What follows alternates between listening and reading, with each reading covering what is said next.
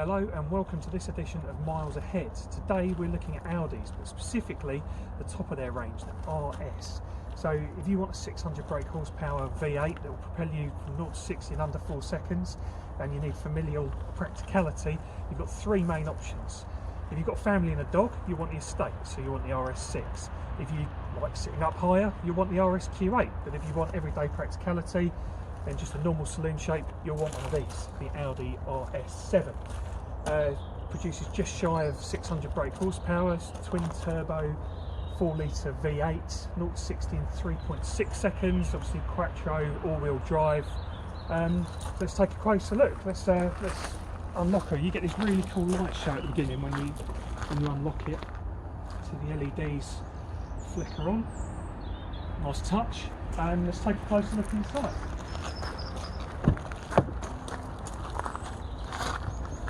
So there's plenty of space in here. Everything's fully electrically adjustable.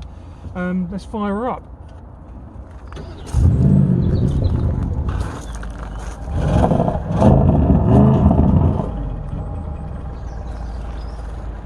Can't beat that sound of that V8 rumbling away. So yeah, there's plenty of space in here. It's a very nice cockpit actually, and plenty of room in here as well. We'll get to this a bit later when we're doing the drive along, but there's plenty of space. It's very comfortable in here. This comes with the optional panoramic sunroof, which is it's a nice addition to it actually. It's probably also worth noting after firing up the engine that this does come with the optional sports exhaust system. If you're serious about getting one of these, that's definitely worth having a look at. So in terms of everyday practicality for the rest of the family, let's take a closer look in the rear. As you can see, there's plenty of space in here. My son has been in the back here, so apologies for the mess. It was clean when Audi delivered it to us, I promise. So if I just jump in, so there's plenty of room in here. I'm 6'2", and you know the driver's seat's quite a long way back, and yeah, there's plenty of room in here. There's touch screen down here as well, so you can set the temperature to whatever you want it to be back here as well.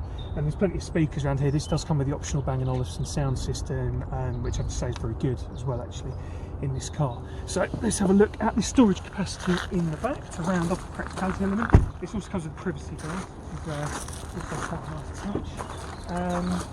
As you can see, there is plenty of space in the boot for, well, if you play golf, cricket, going away on holiday, it takes care of all your practicality needs. So yeah, let's head out on the road now and see what this car's like. So with all that power and performance, what's it actually like on the road? Well, it's got quite a bit of a split personality, this car, so you can waft along in comfort mode and it's all very serene and it's nice and stable and quiet. But there is this RS button that sits on the steering wheel, just tapping away at your conscience the whole time, going press me, press me. So let's indulge. We press that, you can immediately hear that rumble. Select dynamic mode from the in-car flight, and then the shape of the car immediately changes and it just becomes a lot more aggressive. The ride firms up, it lowers itself slightly, and it will do this.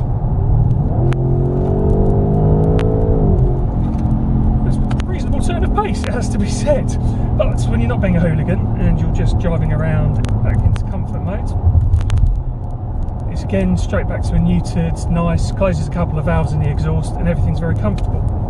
Now, as for the driving position, we've driven this down from my home in Walton, we've been down to the south coast, down to Shoreham-on-Sea and across to Portsmouth, and no complaints. Not really noticed the seats, and that's probably the biggest compliment you can pay them. Steering wheel fully perforated all the way around, sits at a nice angle, all the instrument clusters are very clear. You've got dual touch screen for your infotainment and for your climate controllers down here as well, and all the settings are nicely laid out. Visibility out of the car is excellent as well. It's got nice wide wing mirrors. Visibility out the back's excellent, and you know there's plenty of space in here as well. There's no complaints. I'm 6'2" and I'm not wanting for any space. Don't feel cramped in here in any way, shape or form. So there's grand touring potential in this car, certainly. You twin the performance with the practicality, and yeah, I mean there's not really a great deal to fault. You'd be very happy doing a long journey in here, and you'd also be very happy pressing that RS button one more time and unleashing hell. Woo! So one other point of note is, what's this car like to drive at night? Now, I think Audi have done a very good job in here actually. It's very nice, the ambient lighting sets a nice relaxing tone. And the headlights up here, the laser lights do an excellent job of guiding the full beam. If you leave it in auto around oncoming traffic and around cars in front, you can actually see the lights flickering away at the edge of the car in front, so you maintain your visibility without dazzling people coming the other way. One other nice touch in here is if I turn the temperature down in here, all the lighting around the side goes blue to indicate that the car is cooling down, and if I go the other way, turn it up, it goes red, which is just a nice little touch to let you know what's going on. And then that'll eventually settle on yellow once it reaches the ambient temperature.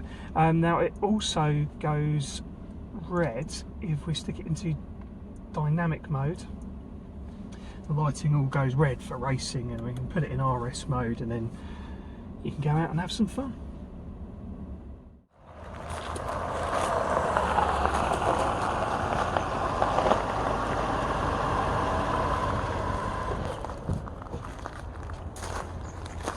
Right, so I've had a week with the Audi RS7 now, and I've got to say, this has been a fantastic car. Really enjoyed having it actually, and it's ticked a lot of boxes. You can drive around in comfort mode, and it shuts a couple of valves off in the exhaust. It's nice and quiet, nice and smooth. My wife had a drive and she really liked driving it as well, but you can stick it in dynamic, press that RS button, and you can unleash a bit of hell.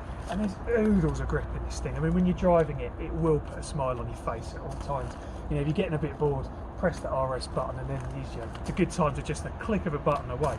And it's really confidence inspiring. There's oodles of grip in this thing, and it really makes you feel like a better driver than I probably am. Well, and who doesn't want that? It's been fantastic, and on the motorway as well, it's sensational, loads of pull, but you'd expect that from a 4-litre twin-turbo V8, but it doesn't disappoint. And the other thing that surprised me really is the engagement I've had from other motorists, other people. It's drawn a lot of comments. I really like your car. People asking about it. As people seem to really love this car. I think it looks great in this Nardo grey colour, and I think in terms of like an all-round package, performance, good looks, handling, fun, practicality, this RS7 really does tick lots of boxes. It's a fantastic car.